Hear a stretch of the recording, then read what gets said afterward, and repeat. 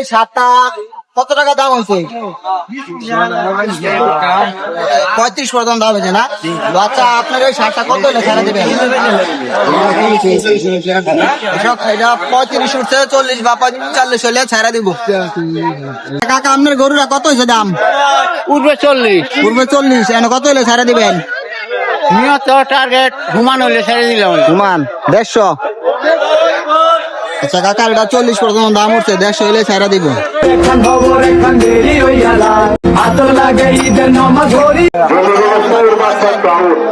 আচ্ছা, আপনার এই গরুটার দাম কত?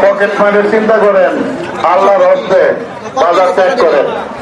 যদি ধরতে পারে তাহলে দৃষ্টান্তমূলক শাস্তি এই বাজার কমিটি নেবে। 140 হলে ছাড়া দেবে, আপনারা তাহলে নিতে পারেন। এখন আমরা আছি কই? গাজীপুর জেলা কাপাসিয়া থানা সেই বিখ্যাত রায়াত বাজার। গরুর কি অবস্থা আপনার নিজেরই নাকি? এটার দাম কত হয়েছে? 7। তো কত হলে ছাড়া দিবেন? আচ্ছা দর্শক, এটা হচ্ছে 7 উঠছে, 10 হলে ছাড়া দিব, 10 বা 15।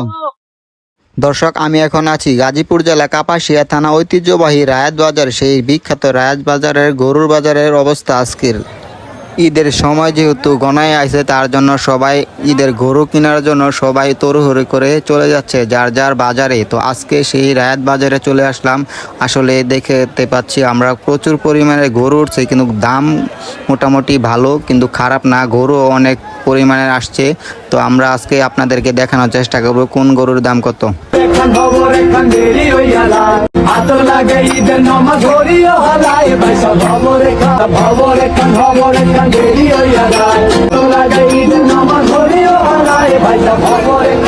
ঈদের দাওয়াত দিলাম তোমায় বন্ধু আমার বাড়ি, নামাজ শেষে আইসা কইর তুমি তারা।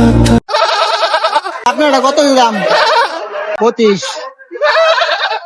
কাকা, আপনার এটা কত দাম? আমার 26 হয়েছে। 26।